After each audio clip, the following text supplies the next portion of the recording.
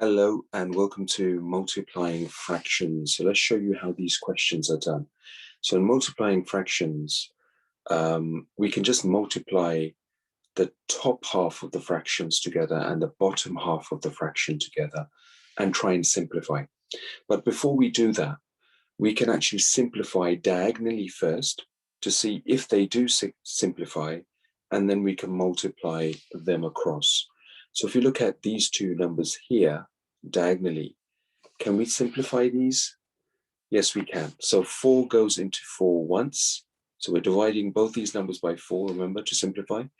And 4 divides into 8 twice. So in this case, going across now, 7 times 1 is 7, over 2 times 9 is 18.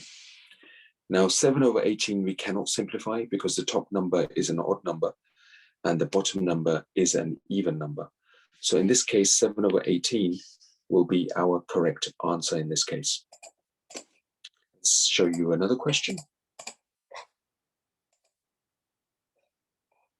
Okay, let's have a look at this question here. So 4 over 5 multiply by 1 over 4.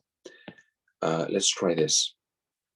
Okay, so let's try and see if we can simplify across first, diagonally, and then we'll multiply across. So these two numbers here, 4 and 4, can be simplified. We can divide both those numbers by 4.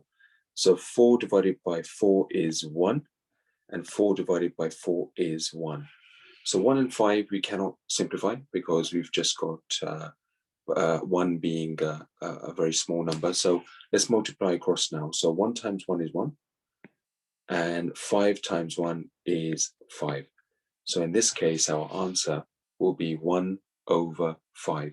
So try and simplify across first, and then multiply from left to right the top fraction, and then multiply the bottom fraction from left to right as well. And it kind of makes it easier this way to actually calculate across, especially when you've got bigger numbers involved as well. Okay, good luck with the rest of these questions. Thank you.